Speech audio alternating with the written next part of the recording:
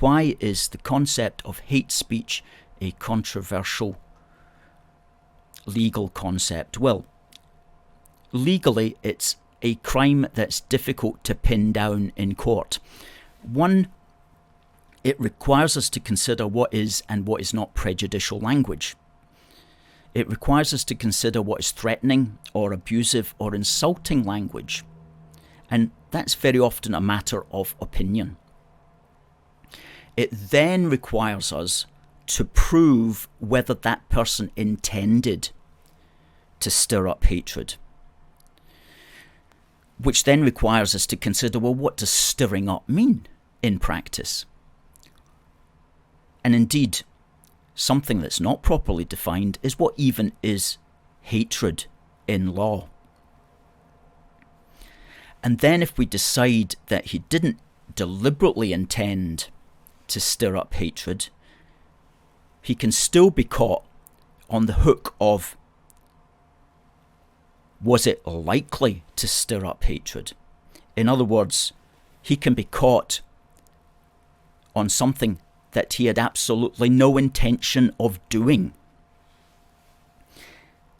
And that conflicts with all British law to date, by which I mean all English law and all Scots law.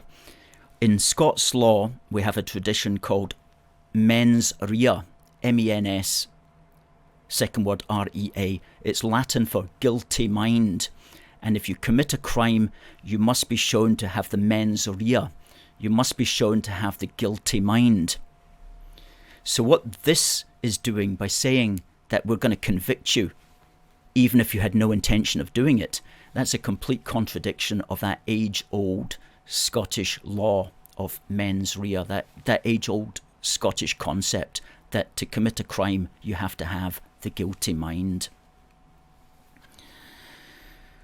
So this is allowing people to be convicted without having had the guilty mind. It's allowing them to be convicted just because it may have been likely to have stirred up a hatred, which they never intended to do.